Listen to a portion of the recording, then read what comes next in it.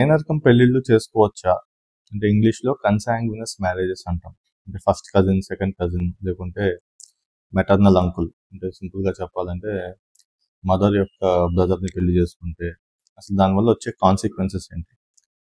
ప్రీవియస్‌గా especially west and అరబ్బీ దేశాల్లో ఎక్కువ ఈ ఫస్ట్ కజిన్ మ్యారేజెస్ అవుతుండేవి. But over a period of time joint families నుంచి న్యూక్లియర్ ఫ్యామిలీస్‌కి షిఫ్ట్ అవ్వడం.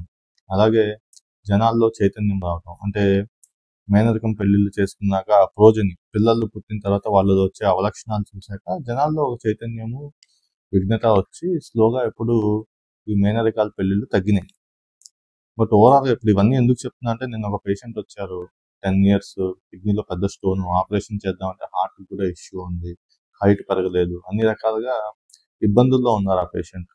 సో మేనరికం పెళ్లి చేసుకున్న తర్వాత పుట్టేటువంటి పిల్లల్లో జన్యుపరమైనటువంటి లోపాలు వస్తాయి.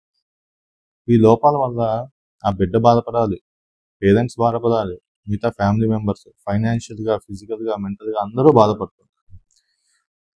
సో మేనరికం పెళ్లి చేసుకుంటే ఆ కన్సాంగ్వినస్ మ్యారేజ్ జరిగితే ఎందుకు ఇవి వస్తాయంటే బేసిక్‌గా let us say there is a bad gene ఏమైనా ఉందనుకుందాం ఒక ఫ్యామిలీలో.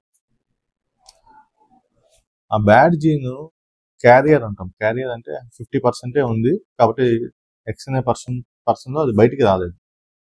అలాగే అదే ఫ్యామిలీలో ఉన్నటువంటి ఒక స్త్రీలో కూడా ఆ బ్యాడ్ జీన్ ఉండుండొచ్చు. కాకపోతే అది బయటికి వచ్చి ఉండదు. ఎందుకు? ఒక డామినెంట్ జీన్ దాన్ని నొక్కి పెట్టి ఉంచింది. ఎప్పుడైతే వీళ్ళిద్దరు క్లోజ్ ఫ్యామిలీ మెంబర్స్ పెళ్లి చేసుకుంటారో దెర్ ఇస్ 25-50% ఛాన్స్ ఆ జీన్ స్త్రీ పురుషుల్లోంచి బ్యాడ్ జీన్స్ కలిసినప్పుడు బిడ్డకి ఆటోజోమల్ రిసెసివ్ డిసార్డర్ అంటాము. వచ్చినప్పుడు ఇలాంటి అవలక్షణాలతో పుడతారు.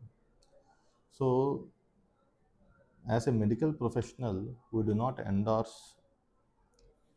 Are advocate consanguineous marriages. ఒకవేళ మీరు అలా చేసుకున్నట్లయితే జెనెటిక్ టెస్టింగ్ చేసుకోండి. ఈ కన్సాంగ్వినస్ మ్యారేజ్ చేసుకున్న తర్వాత మనం డార్విన్ థియరీలో చూసినట్టు నేచర్ సెలెక్షన్ ఏం చేస్తుందంటే కొన్నిసార్లు ఎక్కువ మిస్క్యారేజెస్ అవుతుంటాయి వీళ్ళకి. అలాంటి మిస్క్యారేజ్ అయినప్పుడు తప్పనిసరిగా మీ గైనకాలజిస్ట్తో మాట్లాడి జెనెటిక్ టెస్టింగ్ చేయించుకుంటే ఫర్దర్గా మీరు పిల్లల్ని కనచ్చా లేదా అనే విషయం కూడా తెలుస్తుంది.